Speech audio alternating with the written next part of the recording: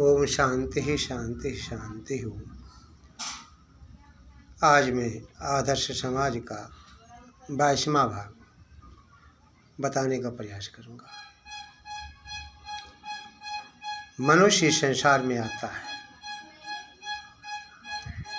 और इस संसार से जाता है, लेकिन आने से जाने के समय के बीच मनुष्य सोच नहीं पाता है कि हम इस संसार में क्यों और किस लिए आए हैं। जो मनुष्य सोचता है अच्छी प्रकार से, वह कुछ करता भी है। जो सोचता नहीं है वो करता नहीं है। किसी कवि ने बड़ा सुंदर लिखा है, इंसान की खुशबू रहती है, इंसान बदलते रहते हैं, दरबार लगा रहता है यहाँ, दरमान बदलते रहते हैं। इंसान की खुशबू रहती है, इंसान बदलते रहते हैं, दरबार लगा रहता है यहाँ, दरबान बदलते रहते हैं। कहने का आशय ये है कि संसार में जो आता है उसे जाना ही पड़ता है, लेकिन संसार में केवल अगर उसके साथ अगर जाता है तो केवल कीर्ति जाता है, यश जाता है। इंसान की खुशबू केवल इस संसार में रहती है और कुछ नहीं रह पाता है। ये शरीर नश्वर है, ये नष्ट हो जाता है, लोग इसे जला देते हैं। ये मिट्टी का पुतला है और कुछ भी इसमें नहीं। जब तक इसमें आत्मा है तब तक तो ये शरीर ठीक है। जहाँ इस शरीर से आत्मा निकल जाता है, यह डेड बॉडी हो जाता है, मृत शरीर हो जाता है। फिर ना आपकी आँखें काम आएगी, ना आपकी नासिका काम आएगी। जो आवाज़ आपकी है वो भी समाप्त हो जाएगी, वो भी नष्ट हो जाएगी। केवल एक शरीर रहेगा जिसे लोग जला देते हैं। तो मेरा कहने का मतलब है कि वो मनुष्यों, अगर इस संसार में तुम आए हो तो कुछ करके जाओ, नेक काम करके जाओ। क्योंकि संसार में केवल मनुष्य के साथ केवल जाता है तो वह यश जाता है, धर्म जाता है। आपने कैसा किया है संसार में, लोग आपको याद करेंगे। अगर अच्छा आपने किया तो लोग अच्छा बोलेंगे, बुरा किया आपने तो लोग बुरा बोलेंगे। तो वास्तव में यह सत्य है। हमें इस संसार में क्या करना चाहिए? वेदों का कहना है कि जो मनुष्य संसार में आता है उसे जाता है। वेद ये स्पष्ट करता है, मनुर्भवा, हे मनुष्य तू मनुष्य बन। आप मनुष्य बनेंगे कैसे? विचार करने की बात है। आज हम जो आपके सामने प्रवचन कर रहे हैं, इस समय जो है वर्षा हो रही है, उस परमपिता परमात्मा को याद हम कर रहे हैं। परमपिता परमात्मा की लीला अजीब है। एक तरफ बरसात हो रही है, पानी बरस रहा है और हम आपके सामने अपने विचार रखते हैं। मैं ये चर्चा कर रहा था कि मनुष्य का जीवन कैसा होना चाहिए। मनुष्य का जीवन पवित्र होना चाहिए, पुनीत होना चाहिए, समाज के लिए होना चाहिए, राष्ट्र के लिए होना चाहिए, विश्व के कल्याण के लिए होना चाहिए। यदि ऐसा जीवन मेरा जीवन नहीं है तो मेरा कोई जीवन नहीं है। पशुवत जीवन जीना बेकार है। क्योंकि मनुष्य के पास शक्ति है, मनुष्य के पास बुद्धि है, मनुष्य चाहे तो सब कुछ कर सकता है। इसलिए हम आप लोगों से ही प्रार्थना करते हैं कि आप अपने जीवन को सार्थक बनाएं। यदि आप अपने जीवन को सार्थक बनाएंगे तो निश्चित है समाज का कल्याण होगा। क्योंकि लोगों की आशाएं आप पे टिकी हुई हैं, अच्छे लोगों पे टिकी हुई हैं। जब मनुष्य समाज में अच्छा बन जाता है तो अच्छा कार्य करने लगता है। संसार में अनेक महापुरुष आए जिन्होंने अपनी छाप छोड़ करके चले गए, लेकिन आज वो नहीं है संसार में, लेकिन यश रूपी शरीर उनका जिंदा है। आज वो भौतिक शरीर उनका नहीं है, लेकिन यश रूपी शरीर आज भी जिंदा है। लोग उनके आदर्शों पे चलते हैं, उनके बताए हुए चिन्हों पे चलते हैं। आज हमारे बीच नहीं है, चाहे वो स्वामी विवेकानंद हो, स्वामी दयानंद हो, स्वामी राम तीर्थ हो, तमाम से ऐसे हमारे देश में महापुरुष आए और जो चले गए, लेकिन आज उनका नाम अमर है। सुभाष चंद्र बोस तो कौन नहीं जानता, जिन्होंने कहा था तुम मुझे खून दो मैं तुम्हें आज़ादी दूंगा। वास्तव में नेता सुभाष चंद्र बोस का जीवन आदर्शमय जीवन था।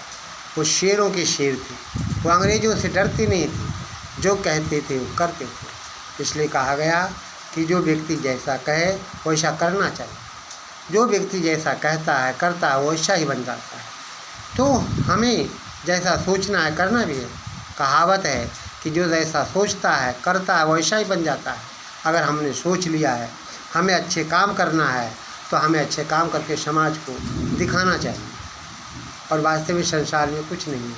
किसी कवि ने बड़ा सुंदर लिखा है कि रे मन मुसाफिर निकलना पड़ेगा, काया कोठी खाली करना पड़ेगा, भाड़े के क्वार्टर को तूने संभाले, जिस दिन घर का मालिक तुमको निकाले। आएगी नोटिस जमानत न होगी, पल्ले अगर कुछ अमानत न होगी, होगे करके दूर चलना पड़ेगा।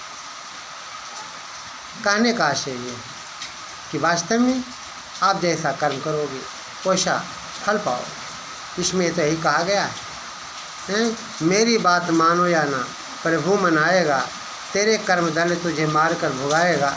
एक दिन अग्नि में जलना पड़ेगा, सबको यहाँ से चलना पड़ेगा, सबको यहाँ से एक दिन जाना है।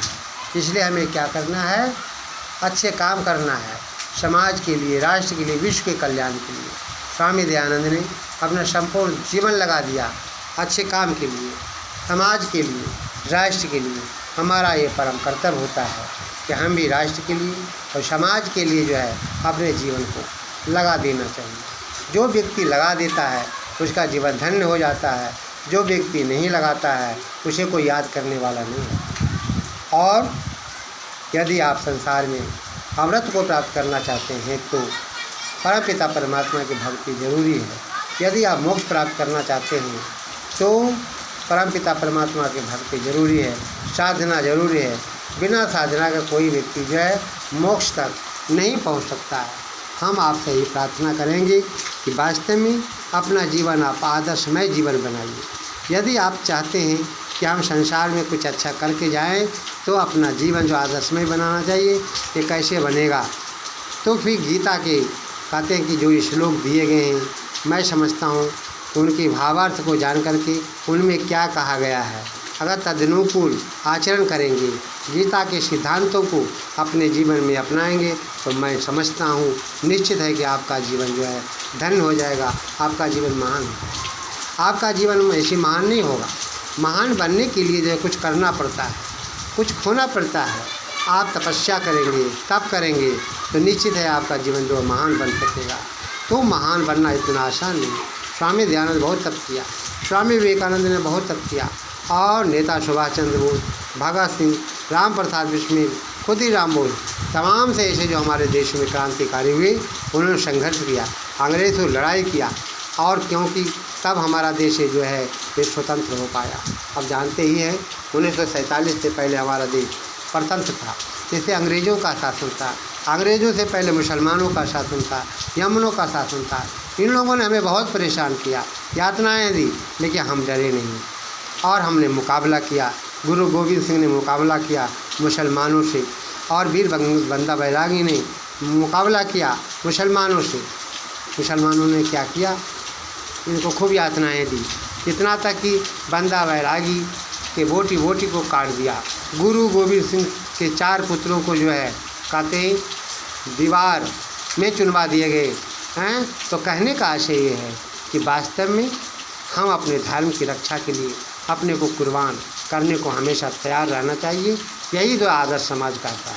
आदर्श समाज कहता क्या है, यही कहता है कि देश की रक्षा के लिए, समाज की रक्षा के लिए और धर्म की रक्षा के लिए अपने को कुर्बान कर देना चाहिए। जो व्यक्ति अपने को कुर्बान कर देता है संसार उसे याद करता है।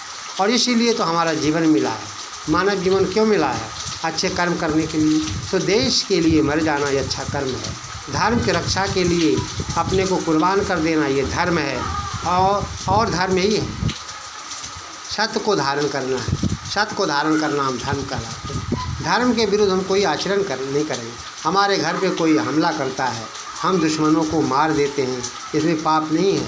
हमारे देश पे कोई हमला करता है दुश्मन, तो उसको हम मार देते हैं, कोई पाप नहीं है। अगर मान लीजिए हमारे संस्कृति को नष्ट करने में अगर कोई लगा हुआ है, उसे हम मार देते हैं, तो कोई पाप नहीं। कहने का आशय है कि जननी जन्म भूमि चा स्वर्गादपि गरीयसी, जननी और जन्मभूमि की रक्षा के लिए जो है हमेशा जो है तैयार रहना चाहिए, मरने को तैयार रहना चाहिए, क्योंकि इसीलिए परमपिता परमात्मा ने जो है हमें इस संसार में भेजा है। और आगे जो है हम आदर्श समाज के जो है कहा गया है कि 23वां भाग जो है आपको बताएंगे। अंत में आपसे यही कहेंगे कि वास्तव में यदि आप अपने जीवन को पवित्र बनाना चाहते हैं, पुनीत बनाना चाहते हैं, तो आदर्श समाज को अपनाइए, आदर्श समाज के संपर्क में आइए, तभी जो है हमारा सपना, आपका सपना साकार होगा और ये विश्व का अपना समाज सार्थक हो सकेगा। इति